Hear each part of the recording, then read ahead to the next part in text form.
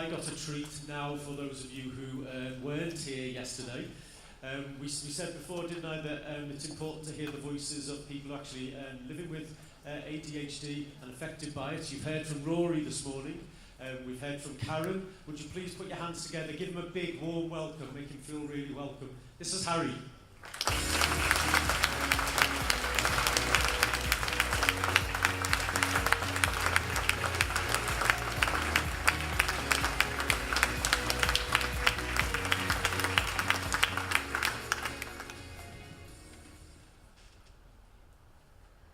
Hello, my name is Titherington and I am 12 years old and I have ADHD, and I have a twin called Ben who doesn't have ADHD.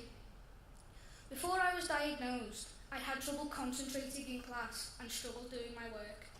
I was seen as the class clown. I would always need telling things at least twice, and I got distracted all the time and would always go off task. This got me told off quite a lot. I didn't understand. Everyone else seemed to be doing okay, but I wasn't. It really upset me. I always got good grades in school, so teachers didn't think anything of what was going on. They just thought I had concentration problems that I would soon grow out of. But my mum saw something, and she would always ask the teachers, and they would just tell her that I would soon grow out of it. I was diagnosed when I was 10, and I was offered medication, but I turned it down as I knew now why I was struggling, and I already had strategies in place that I felt worked. So now the school knew that they could put in place the strategies that my mum and dad have done with me at home. I managed my ADHD very well in primary school and done well in my SATs, but struggled after going to high school. I then decided to try the medication, but I only wanted it for school to help with my concentration.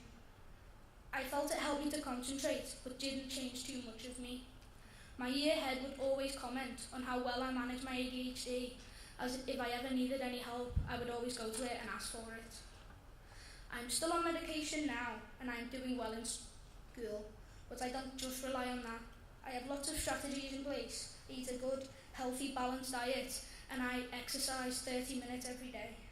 I feel all of this combined help me manage my ADHD much better. Things I would like my teachers to know. When I ask a teacher to repeat things, it's not because I wasn't listening, it's because all of the information didn't go in. This is because my brain doesn't work the same as some others. So please don't tell me off. You can help me with this by writing all the instructions down on the board or coming over to me quietly and asking, did I understand this? This way I can get on with the work and the lesson without having to ask all the time. I would like more detailed instructions, telling me exactly what you want me to do and how you would like me to do it. This way, I fully understand what to do without constantly asking questions. I would like to be sat at the front, where I can make eye contact with the teacher and they can come and help me if I ever need it. I would also like to be sat next to kids who work well and won't distract me. This way, I can just get on with the lesson without being so much of a distraction. But if I am distracted, please don't shout at me. Just be nice and quietly bring me back to task so I can just continue my work and not feel embarrassed or bad about myself. Having ADHD is really hard sometimes, but I know I can manage that challenge with the support of my teachers in school. I'm doing really well and I want to continue to do that. Thank you.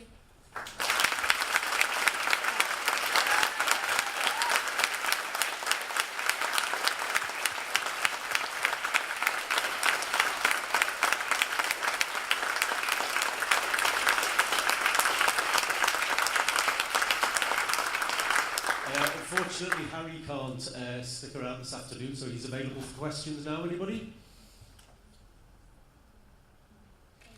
Thank you.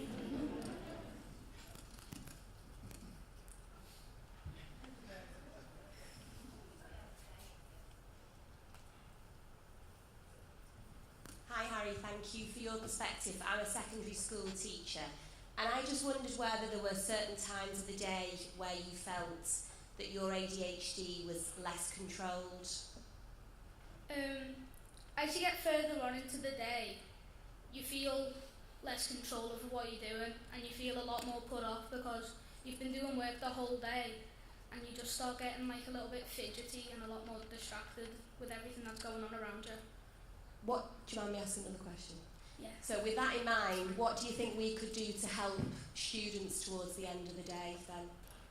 Well, at the end of the day, like in the lesson when your students are there, you could go talk to them or check if they're okay, and always write all the instructions down on the board, because that way, if you just tell them all at once, they will forget. But if you write it down, they can just look at the board and they'll get on with the lesson fine. Thank you. Hi, thanks. I was wondering about exercise. How important is exercise to you? Do you get enough time in the day to exercise? And is that okay, or is that a problem? I make time really. All you need to do is exercise, because it helps me concentrate a lot more, and it produces more dopamine, and that's what I'm lacking so far, so it helps me out a lot. Do you get enough in the school day? Do you get enough exercise that you need? I try to run about quite a lot at break and lunch to try and keep me going a little bit as well, and I also do it after school as well. I'm sorry, we were only able to take two more. We've got really quick. Popular, Harry.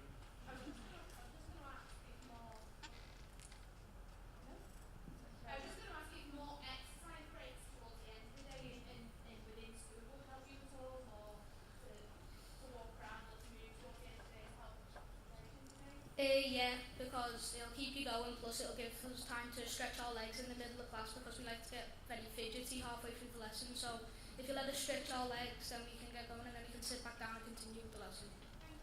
Okay, Harry, last one. Hi Harry, first of all congratulations for being so composed on that stand. You did absolutely brilliant.